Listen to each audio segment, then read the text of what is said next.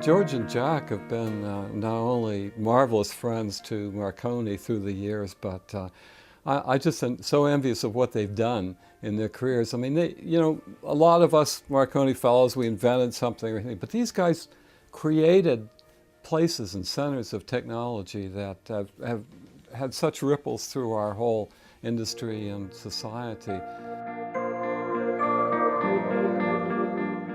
I proposed to my boss, the chairman, the chief executive, that we ought to create a laboratory devoted to the digital world. You know, Jack had this wonderful idea for this research lab, which became Xerox PARC. It was founded by a company, a technology company, Xerox, but it was not oriented towards development of products. It was oriented towards fundamental and applied research. But the holy grail for them turned out to be the personal computer that we have today. You change the culture by creating entities like PARC.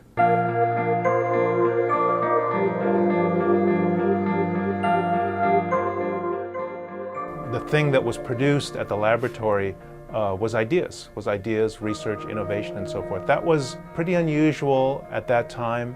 The names roll off of these famous people. They weren't famous then, but they were made famous by what they did in those few bright, shining years at Xerox PARC. You never know where the digital world will take you.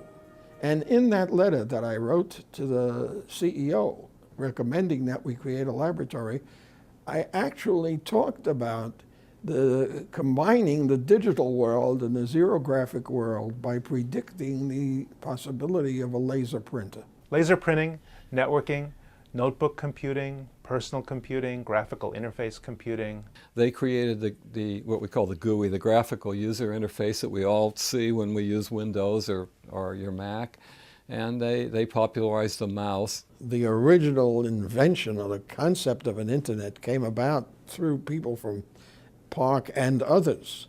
And some of the early people we hired at PARC were guys who were responsible for the ARPANET, which was the precursor of the internet. And then we had Bob Metcalf, one of our Marconi fellows, who invented Ethernet there. And that was the communications network that stitched everything together at Xerox PARC. To me, I think of it as kind of a Camelot. And Jack sort of played the role of King Arthur there, getting that started. I am struck by the fact that today the contributions are coming from all kinds of corners of the world, unrelated to each other. Have we exhausted the technological inputs that make possible our wonderful communication system?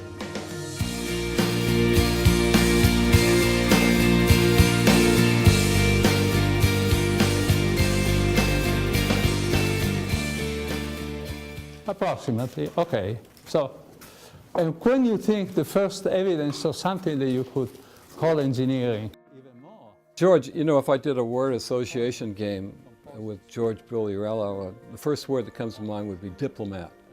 This guy's a scientific diplomat. The impact of telecommunication today is enormous. All you have to think of is the maybe 4 billion people with cell phones. It's just unbelievable and unheard of. You know, the people wouldn't even imagine. The ability to follow in real time major events, important events. He cares a lot about technology and society. Social issues, if you like, worldwide, that have to be addressed, and we see them depending more and more on telecommunication. The question of education, for instance. Who were the predecessor of the humans, certainly in Europe?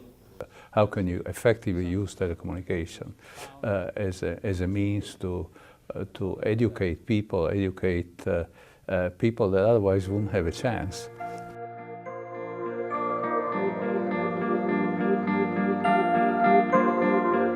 And George then went out and created this Metrotech Center in Brooklyn.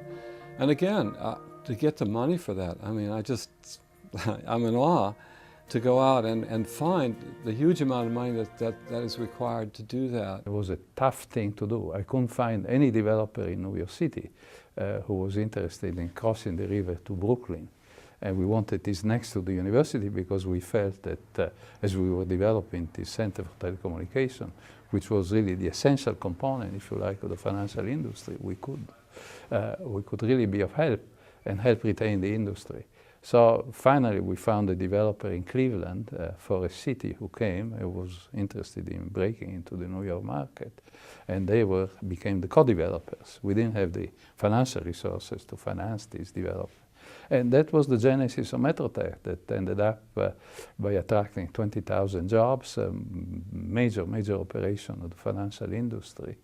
And we then developed, with the help of the Sloan Foundation, a graduate program in financial engineering, one of the first 4 in the country. So it's no different from an architect. In both cases you have design. The kind of thing that George does. I mean, he's the editor of a journal, Technology and Society. Also the editor of, right now, of The Bridge, the National Academy of Engineering, their publications, which again deals with the role of technology in society, which we are concerned about in Marconi. But the Marconi Society continues to be the standard bearer, really, of the importance of telecommunication in our world, the importance to encourage advances in telecommunication that magnify our ability to communicate and to interconnect across space and time, that through telecommunication enable us to understand the world much better than we did before. Both George and Jack have just made so much of the world that I live in and that all of us in Marconi live in. They've changed it all for us.